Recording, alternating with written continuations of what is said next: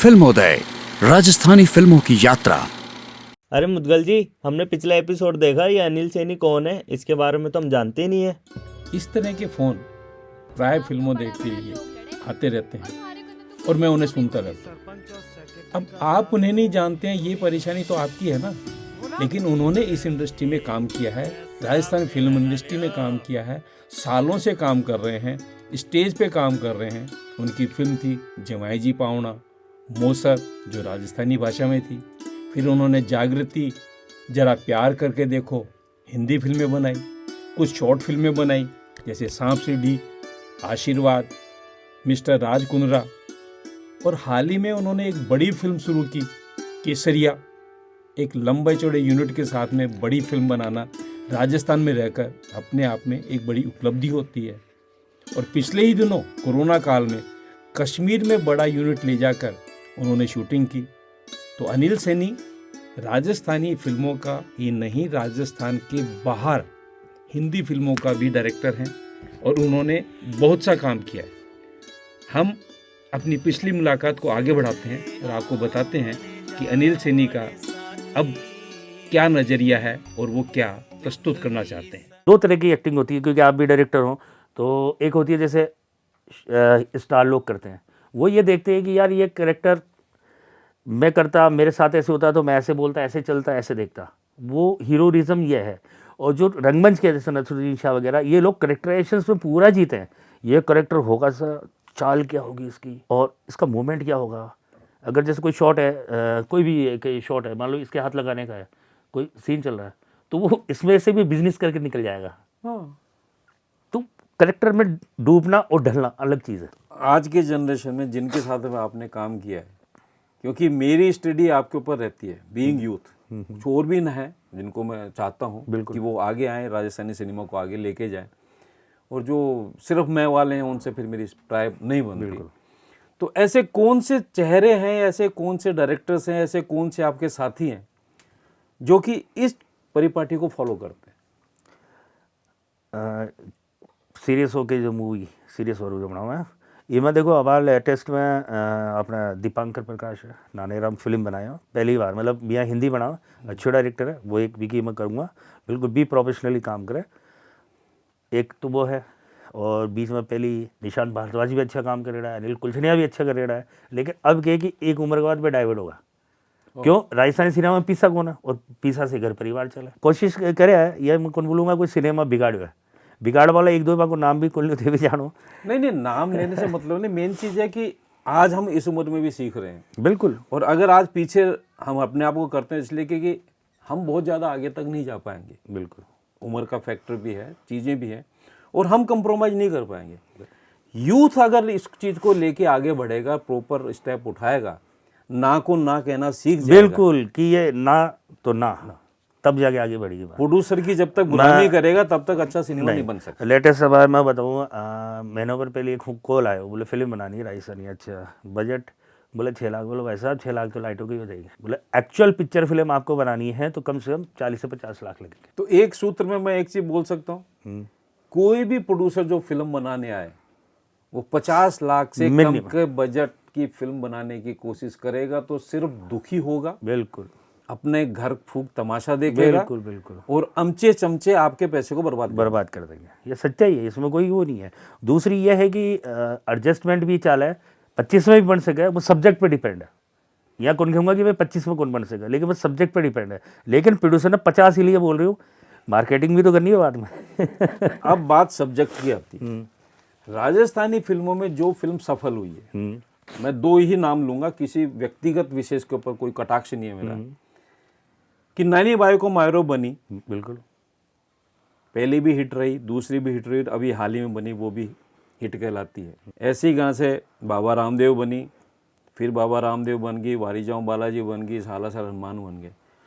तो ये देवी देवताओं के ऊपर राजस्थान कब तक फिल्में बनाते रहेगा? देखो, देवी देवता से हटकर जाना पड़ेगा, क्योंकि अब जो नए यूथ आ रहे हैं वो देवी देवता माना है, लेकिन इतना इन्वॉल्व कोने जी। आप पहली का लोग यात्रा ले जाओ, बोल दिया भाई, सुहावनी बोल दी, पद यात्रा बोल दी, अब ये चीज़ें खत्म हो रही है।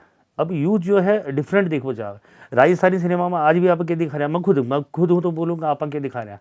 भाई चार, अब मोसर सब्जेक्ट ले रहे हो, एक अलग सब्जेक्ट हो, हाँ है ना। तो लेकिन बी के साथ मैं खुद बोल रहा हूँ, न्याय कौन ऊपर है, जो मैंने करना चाहिए। नहीं तो वो सब्जेक्ट की ब्यूटी एक अलग थी, और वही रीजन है कि उसको एक मैक्सिमम अनुदान मिला। बिल्कुल। और बाद में एक फिल्म मेकर के का जो दायित्व होता है वो होता है कि समस्या को सामने रखना, और सरकार ने उस पर कानून बनाया। बिल्कुल बनाया। That is the victory. Making wise इसमें 56 कमियां थी। हमने प्रोड्यूसर की बात की, आर्टिस्ट की बात की, हीरोइन की बात की, बिल्कुल।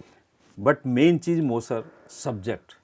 किसी भी फिल्म की सफलता का आर्टिस्ट के लिए करियर बनाने के लिए सब्जेक्ट ही मेन होता है। बिल्कुल। सब्जेक्ट चयन में जो नवीनता लानी चाहिए उसका एक आगाज आपने किया। कॉमेडी का आपने डिफरेंट वे में किया, शिक्षा जगत के ऊपर आपने काम किया। तो ये सब्जेक्ट सिलेक्शन के लिए आप आने वाली फिल्मों को क्या रास्ता दिखाना चाहिए कि सब्जेक्ट किस तरह का होना चाहिए? देखो, अगर राजस्थानी अब आपने ले जानी तो बिल्कुल हार्ड टचिंग सब्जेक्ट उठाना पड़ेगा, बिल्कुल हार्ड टचिंग, कि हाँ ये हो। जब मोसर रिलीज हुई, मैं गाँव गया, बंदा औरता रो वाला आगे देखता है, बस सही दिखाया जाए कि वहाँ के बेटे को भी आप महंगो पड़ो पड़ो, ये मोसर महंगो पड़ जाओगे। सही। तो जब तक अठा कौन लागेली, पब्लिक कौन आओगी, क्योंकि अबार अच्छा हीरोइन भी कौन अपने पास कि माना पब्लिक देखवाना भागा, ऑटोग्राफ लेवाना भागा, सच्चाई है। तो पहली थोड़ी सी सब्जेक्ट लेवल पर काम करना पड़ेगा कि सब्जेक्ट का चूज करें आप, और रियलिस्टिक अच्छा सब्जेक्ट ले आना पड़ेगा, या फिर जाओ यूथ में कि आज को यूथ कहीं चाह। इसमें मेरे को एक चीज़ है कि आजकल सोशल मीडिया का ज़माना है। बिल्कुल। तो यूट्यूब के ऊपर एक अतरंगी साहब हैं कोई, वो हमेशा ज्ञान देते रहते हैं। तो ज्ञानियों की तो हमारे यहाँ पर कभी कमी नहीं रही। उस ज्ञान का समावेश सिर्फ राजस्थान परिवेश में करना चाहते हो या आप उसको इंटरनेशनल लेवल के ऊपर करना चाहते हो? मैं उस ज्ञान की बात कर रहा हूँ, क्योंकि सब्जेक्ट एक बार फाइनल होने के बाद आप कुछ नहीं कर सकते। बिल्कुल। फिर तो आप उसमें फैसिलिटी मिलेगी तो उसको ग्लॉस ला सकते हो। बिल्कुल, डेफिनेटली डेफिनेटली। आर्टिस्ट आपको यहाँ पे नहीं मिल रहे, असिस्टेंट आपको नहीं मिल रहे, फैसिलिटीज आपको नहीं मिल रही। बिल्कुल। और शायद वही कारण है कि आप राजस्थानी फिल्में छोड़ के अब दिल्ली चले गए, बॉम्बे चले गए। अब क्या करा ददू अठे कि अवार ना तो स्कोप है, झूठ नहीं बोलूँगा। और मैं एक बात ही बोली, पीसा से घर परिवार चला है, अठे ना तो टाइमली पीसा, या सबकी हालत है, कैमरामैन हो, एडिटर हो, स्टूडियो, आर्टिस्ट तक हो, टाइम पे पीसा कौन मिले। पहली चीज़ तो यह बहुत चीज़ है। जबकि यह होगा कि पैकअप हो गया तुरंत पेमेंट कर दो, आदमी भी खुश, आर्टिस्ट भी खुश, दिल से काम करे फिर। करेक्ट है। और बाई चीज़ लगन जोड़ है। आज ये यूथ जुड़वा हुआ। राजस्थानी सिनेमा का हाल देखे यार, पेमेंट टाइम से कौन है, धर्मशाला में पटक दिया, हीरोइन की कदर कौन है कि भाई मैंने हीरोइन बना रखना है, क्योंकि सिनेमा ग्लैमर है, जितना दिखाओगे उतना बिकेगा।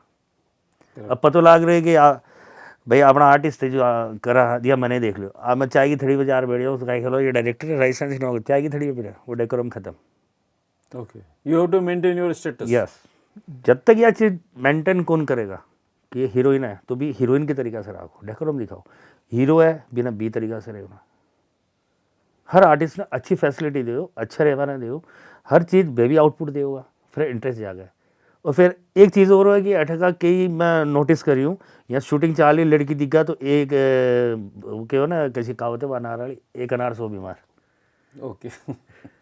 तो यो उन चीज़ों को चलो पर्सनल लाइफ में नहीं जाता, शूटिंग पर पर्सनल का है, वो प्रोफेशनल लाइफ है, पर्सनल कौन है। आया ना, मैं ये बोला कि लेकिन हर आदमी यहाँ पे जो प्रोफेशनल शब्द बोलता है जी हाँ, व्यवहार में और उनके कमिटमेंट में 80% नहीं है। फिर हम इंडस्ट्री की बात कैसे कर सकते हैं? कैसे इस सरकार को मजबूर कर सकते हैं कि हमें अनुदान दो? पॉसिबल ही नहीं है, क्योंकि आप में एकता ही नहीं है सब में किसी में। इस एकता के लिए मैंने तो सुना है यहाँ पे 1 नहीं 2 नहीं 3 4 5 एसोसिएशन हो गई है वो। तो वो एसोसिएशन का है, उन एसोसिएशन को जागृत करने के लिए भी तो कुछ काम करना चाहिए ना।